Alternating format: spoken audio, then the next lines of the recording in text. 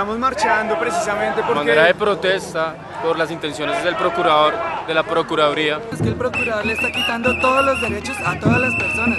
A lo mejor el procurador tendrá sus argumentos, pero las movilizaciones mostrarán otra cosa. La orientación religiosa e ideológica con la que el actual procurador Alejandro Ordóñez ha ejercido sus funciones ha sido motivo de permanente polémica en el país. Pero más grave aún, el ser investigador y juez ha generado tal inseguridad jurídica que por este motivo es pertinente analizar el tema. La institución de la Procuraduría viene desde la Constitución de 1886 y estuvo presente en constituciones del siglo XIX y se ha venido desarrollando en el entendido de que el procurador defiende a la sociedad y tiene a su cargo velar por el imperio del orden jurídico, y con la Constitución de 1991, que es una constitución garantista de los derechos humanos, se le confió además la protección de los derechos humanos. De modo que no está bien que el procurador asuma funciones en contra de los derechos humanos. Quisiera públicamente pedirle unas excusas al señor procurador, porque es que yo dije que yo lo veía a usted con una concepción del derecho del siglo XVIII, pero me equivoqué. Yo le pido excusa porque yo lo veo 2000 años atrás. Y ahí uno entiende la lógica de por qué la Procuraduría era importante en ese momento. Antes del 91 no había ninguna institución poderosa con capacidad de investigar casos de corrupción o casos graves de violaciones de derechos humanos. No había.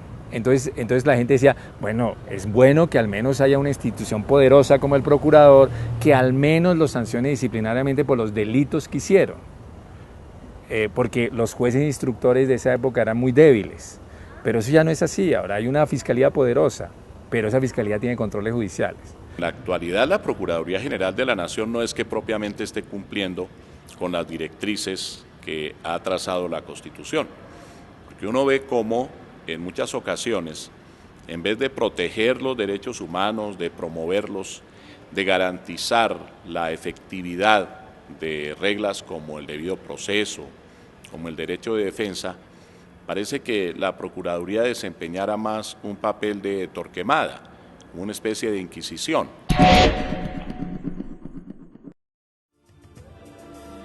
Y es que uno de los aspectos que más se le cuestiona al procurador Alejandro Ordóñez es su activismo para cuestionar y deslegitimar los derechos propios de las minorías que no comparten con su convicción católica. En el momento actual hay un ostensible abuso de las funciones de la Procuraduría por parte del titular a su cargo, que está haciendo cosas que no le están siendo permitidas, está poniendo por encima del cumplimiento de sus deberes lo que son sus propias convicciones en el plano religioso, en el plano político, para imponérselas, repito, más allá de lo que son sus atribuciones legales y constitucionales. Eso es entendible en una persona que tiene una formación dogmática, religiosa, y no utilizo esos términos peyorativamente, y por tanto cree que su religión es poseedora de la verdad y que la verdad hay que ponerla por encima de todo lo demás. Ese me parece un obstáculo grave, y muchos de sus procedimientos, de sus procederes, muchas de sus decisiones tienen ese lastre, y es que antepone su creencia religiosa a su tarea de defender las normas constitucionales, y las normas constitucionales nuestras son las normas de un Estado laico, donde hay que diferenciar entre la Iglesia y las autoridades oficiales del Estado. Un Estado, por laico que fuese, no podría darle sostenibilidad a sus instituciones si no se funda en principios y en valores. Sostener lo contrario es desconocer la condición humana. Sostener lo contrario es construir repúblicas aéreas. Sostener lo contrario es tornar, o pretender lo contrario, es tornar a la sociedad civil en un verdadero infierno. En un asunto de constitucionalidad de la ley 1402 del 2010, que la Corte Constitucional tenía que resolver si era constitucional una ley, esta ley que acabo de decir, que le autorizó unos auxilios a la Catedral del Espinal, el procurador conceptó que la ley era constitucional. ¿Y qué dijo el procurador? El procurador general sostiene, y cito textualmente a la Corte, que las normas constitucionales aplicables a la materia se limitan a prescribir la libertad religiosa entendida como la prohibición que el Estado imponga discriminación en razón del credo de las personas. Empero, de ese mandato no se colige ni que el Estado colombiano sea laico, ni tampoco que exista un mandato de protección del pluralismo religioso. O sea, para el procurador, nuestra Constitución no protege el pluralismo religioso. Yo pienso que la inmensa mayoría de los funcionarios colombianos son católicos, pero en el ejercicio de sus funciones usan un discurso público, un discurso de razón pública. El señor procurador sigue defendiendo sus decisiones, que son decisiones públicas, con razones de orden privado, porque las creencias de una persona pertenecen a ese orden. Sumado a la orientación católica que marcan sus decisiones, también sus inclinaciones políticas han deslegitimado su función y, peor aún, han generado temor en los funcionarios públicos que no las comparten. Pero todo el mundo sabe que además el procurador no es solo católico sino conservador, y uno pensaría, y es que ese es un lastre, de ninguna manera, esa es una ideología legítima y que tiene representantes en Colombia, y por tanto el señor procurador tiene derecho a actuar como un conservador, sin anteponer una vez más el cumplimiento de sus funciones, que debe estar presidido por una gran ecuanimidad.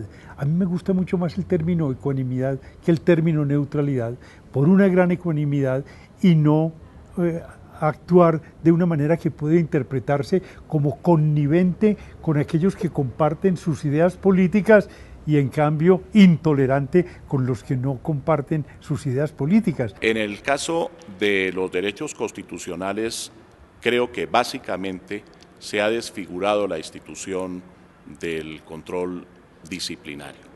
El procurador ejerce el poder disciplinario preferente y hay una serie de reglas en el Código Disciplinario Único que no siempre son atendidas, porque casi siempre, en casos muy sonados, se parte de la base de la culpabilidad de las personas que están siendo disciplinadas. El procurador tiene que ser imparcial porque maneja un tema sancionatorio.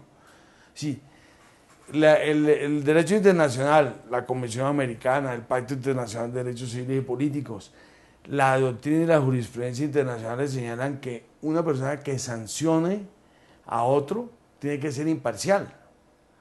Y el procurador sanciona.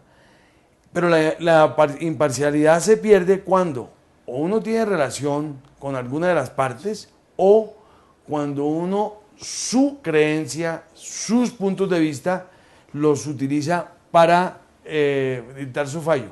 Es como si un profesor califica en función de quién le cae bien y quién le cae mal.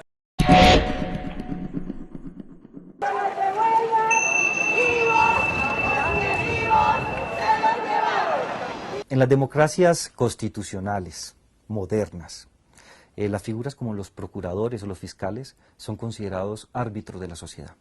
Sabemos todos, quienes tenemos algún gusto por los deportes, que en cualquier partido la única persona que no puede tener protagonismo son los árbitros. Cuando los árbitros toman protagonismo y son más importantes que los actores que están en el campo político o deportivo, hay un problema muy delicado. Y en esa medida me parece angustiante la posición del Procurador General de la Nación. Y es que son varios los fallos que han levantado ampolla en la sociedad. Entre ellos están las absoluciones del exsecretario de prensa de la Casa de Nariño, César Mauricio Velázquez, y de los agentes sindicados del asesinato del joven Nicolás Neira, así como la condena a la exsenadora Piedad Córdoba.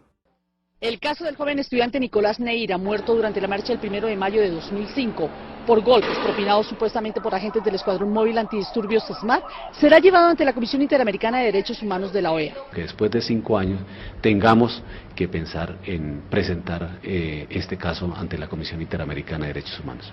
La razón, el procurador general Alejandro Ordóñez revocó la decisión de la viceprocuradora Marta Isabel Castañeda, quien el pasado 4 de enero había sancionado e inhabilitado por 10 años al capitán Julio César Torrijos Devia y al subteniente Edgar Mauricio Fontal Cornejo, miembros del SMAT. Y él está protegiendo a estos entes del Estado y que a él no le interesa la justicia, le interesa proteger la justicia que permite para ellos nomás, más no para el pueblo. Según el procurador, las pruebas no son suficientes para inculpar a los oficiales. No existieron actos de violencia ni se dispararon gases lacrimógenos. Absolutamente mentiroso, por cuanto no toma en cuenta las pruebas analizadas por su propia viceprocuradora. En contraste con el caso anterior, donde a pesar de la investigación hecha por su propia institución, el procurador decide desestimar las pruebas, en otro caso, impone duras sanciones, usando evidencias que no fueron admitidas ni siquiera por los jueces. Vemos como en casos muy sonados, como el de la ex senadora Piedad Córdoba, se impusieron unas sanciones sin que hubiera un verdadero estudio a fondo del material probatorio y sin respeto a unos principios básicos del debido proceso, sin respeto a la presunción de inocencia.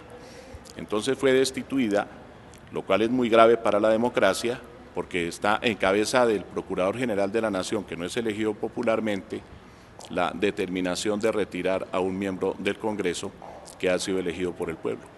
Para mí es completamente impensable que en un Estado de Derecho, donde existe por una parte la separación de las ramas del poder y donde los representantes de la población, los representantes del pueblo a través de sus partidos se encuentran en las corporaciones públicas elegidos por voto popular, puedan ser destituidos por una conducta disciplinaria cuando existe un proceso de desinvestidura que tiene una competencia adscrita distinta. La persona se debe presumir ajustada en su conducta al ordenamiento jurídico, se debe entender que es inocente, salvo que se le demuestre lo contrario previo un debido proceso, rodeada esa persona de todas las garantías. Y eso no es lo que ha ocurrido. Los computadores de Raúl Reyes, por ejemplo, se utilizaron como prueba que no fue admitida por la Corte Suprema de Justicia en otros procesos, pero en ese proceso disciplinario contra la ex senadora Piedad Córdoba se tomaron esos computadores como prueba concluyente en el sentido de que ella mantenía vínculos con las FARC y por eso se la condenó, no solamente se la destituyó, sino que se la inhabilitó políticamente. De tal manera que lo que se ve muchas veces es que no se respeta el ordenamiento jurídico, sino que se utiliza el poder disciplinario como arma política. Y es que precisamente este malestar generalizado por sus fallos ha generado los cuestionamientos normales de la prensa, la cual tampoco se ha salvado de sus prejuicios. Muchos de esos periodistas, entre porro y porro, y entre pase y pase, tienen el deporte de estigmatizar a quienes no aceptamos determinadas ideologías. Esa forma de plantear los debates públicos yo creo que es una forma particularmente problemática para la democracia. Uno puede decirle, yo no estoy de acuerdo con su argumento y discutir duramente los argumentos, pero eso es una cosa. Otra cosa es decir, si usted dice otra cosa distinta a la que yo pienso es que usted es una mala persona o usted está defendiendo un interés inconfesable. Por eso esa declaración de que entre porro y porro lo atacan, como decir, los que están a favor de la legalización de las drogas es que en el fondo son adictos empedernidos y que están defendiendo un interés propio. Lo que es particularmente problemático del procurador es la voluntad y no solo del procurador, sino de muchos de sus funcionarios, es la idea de estigmatizar a las personas con las cuales él disiente. Entonces el procurador, cuando alguien disiente de él, entonces se inventa una motivación perversa oculta en esa persona. Es por esto que desde hace varios meses analistas y muy buena parte de la sociedad se preguntan preocupados: ¿dónde están los límites del procurador? ¿Quién lo vigila? ¿Qué hacer con la inseguridad jurídica que generan sus fallos? ¿Puede un solo funcionario acabar con los resultados de una elección popular? El procurador tiene teóricamente controles. Los dos controles que tiene son el control disciplinario, que ejerce ya sea la Corte Suprema o el Consejo de Estado. Eso depende de quién lo haya ternado. Si lo ternó el presidente, puede ser cualquiera de los dos. Si lo ternó el Consejo de Estado, el control disciplinario lo hace la Corte Suprema y viceversa. Y a su vez, el procurador penalmente puede ser controlado porque el fiscal lo investiga y lo puede acusar ante la Corte Suprema de Justicia. Teóricamente tiene controles. Mejor dicho, hay mecanismos formales a través de los cuales debería regularse, pero que no son eficaces al respecto. Debería regularlo la Comisión de Acusaciones y debería haber también alguna atribución en últimas por parte de la Corte Suprema de Justicia, pero el diseño institucional que existe al respecto no es eficaz. Ha existido, infortunadamente, un intercambio de favores tal entre la Corte y el procurador que no se considera que la Corte tenga mucha independencia para juzgar al procurador. La misma Corte fue la que lo propuso para el cargo que hoy desempeña. Parece que hay muchas personas recomendadas por magistrados de la Corte que ocupan cargos en la Procuraduría y por tanto ese intercambio de favores resta totalmente la independencia al órgano que debe vigilarlo y que eventualmente debe juzgarlo. ¿Qué es lo que sucede en la práctica? Que otro de los problemas del diseño institucional colombiano con la Procuraduría es que permite la reelección del procurador y su reelección indefinida. Y eso es muy problemático. ¿Por qué es muy problemático? Primero, porque un funcionario que va a ejercer labores de control no debería nunca poder ser reelecto para que cuando ejerza sus funciones de control lo haga de manera independiente, imparcial y autónoma y no pensando en cómo me voy a reelegir. Entonces que él no le deba favores a nadie. El proceso actual en el que Gustavo Petro, alcalde de Bogotá y segundo cargo más importante del país, pueda ser destituido por implementar el Plan Basura Cero, incluido en su programa de gobierno, está en el ojo del huracán, por ser un ejemplo claro donde se enfrenta la voluntad electoral con el poder del procurador. Hay que mirar los antecedentes y el contexto de persecución sistemática, persecución política a la que ha sido sometido Gustavo Petro por el Estado colombiano. Primero fueron las amenazas mientras era parlamentario en el 2002. Luego fue el tema de la inteligencia ilegal, las chuzadas contra partidos políticos de oposición, contra miembros de esos movimientos distintos a los partidos tradicionales del Estado colombiano. Y Gustavo Petro fue víctima de esas chuzadas en el gobierno de Uribe. Y para rematar, el señor Procurador General de la Nación, en una decisión abiertamente de persecución política, le inició un proceso disciplinario en enero de este año por el tema de las basuras. Y allí lo que quiere el procurador es condenar al alcalde disciplinariamente. Esto quiere decir destituirlo e inhabilitarlo, pero prejuzgando en el pliego de cargo, porque lo que se le endilga, entre otras cosas, al alcalde es improvisación y falta de planeación. Y estas dos palabras son absolutamente prejuzgadora, es decir, que aquí no hay un juicio justo. Aquí lo que quiere el señor Procurador General de la Nación es sancionar y no investigar. Con razón el alcalde piensa que va a ser destituido y por eso ha acudido a un organismo internacional para ver cómo defiende sus derechos. Porque en realidad lo que se encuentra desde el punto de vista jurídico, si nos atenemos al Código Disciplinario Único y a las reglas procesales, es que escoger uno u otro sistema, por ejemplo en la contratación del servicio de basuras, es algo que no puede entenderse dentro de un concepto disciplinario, no encaja dentro del ámbito disciplinario.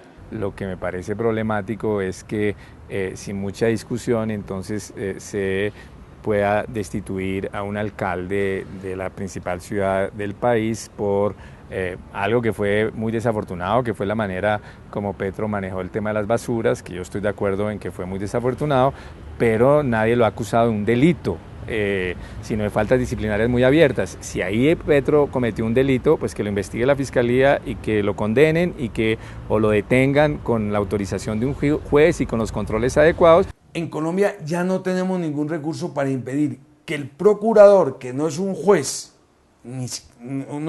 mucho menos un juez penal, pueda suspender derechos políticos. Entonces, el único recurso que nos queda es ese.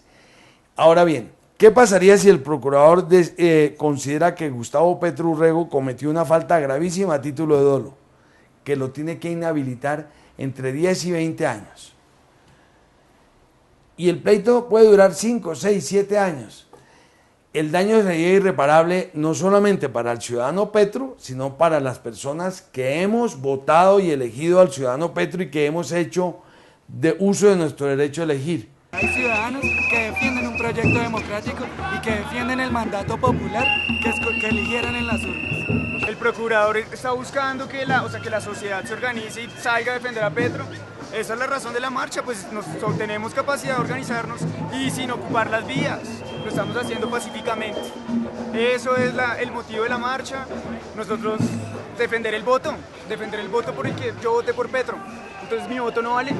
Porque entonces, ¿cuáles son las garantías para un pueblo, para un país que dicen que es democrático y lo único democrático es el voto? Y entonces lo destruyen. Por eso la ciudadanía piensa, Petro ya está destituido, aunque todavía no hay fallo. Es como que se estuviera acabando un proceso penal y uno dijera, ¿qué cree usted de este proceso que va en la mitad? Todavía no ha habido ni la gran audiencia. No, seguro ya está condenado por los jueces. Uno dice, hombre, pero usted ha visto las pruebas, usted conoce las pruebas, conoce los cargos. Entonces, el mismo hecho que la ciudadanía tenga esa impresión es que la ciudadanía misma se está dando cuenta de que ese es un proceso con garantías precarias. Por eso es que a mí me parece particularmente grave. ¿Por qué vamos a la Comisión Interamericana? Porque la Corte Constitucional Colombiana, en una sentencia de hace unos años, ya dijo que era constitucional esa facultad del procurador de inhabilitar a los funcionarios públicos. Entonces no nos queda ningún recurso interno. Los colombianos y la propia Comisión Interamericana de Derechos Humanos está acostumbrada a que se lleven casos gravísimos de masacres, de torturas, de ejecuciones extrajudiciales, que generalmente pasan por el conflicto armado interno. Y esa es la radiografía de los 13 casos contenciosos fallados por la Corte Interamericana contra Colombia. Lo de Petro es algo nuevo, pero esos son los casos que van a llegar al sistema interamericano una vez que se firme la paz en Colombia, porque van a ser temas como el actual, que van enfocados al fortalecimiento del Estado de Derecho y de la democracia en Colombia. Es decir, que se respeten las ideologías políticas contrarias a quienes detentan o han detentado el poder político durante muchos años en Colombia. Yo creo que frente al tema del procurador en general, digamos, yo creo que ha faltado más contexto y análisis para tratar demostrar los riesgos de que haya una Procuraduría con tantos poderes y con tan pocos controles y con esta facultad de afectar la voluntad de los electores.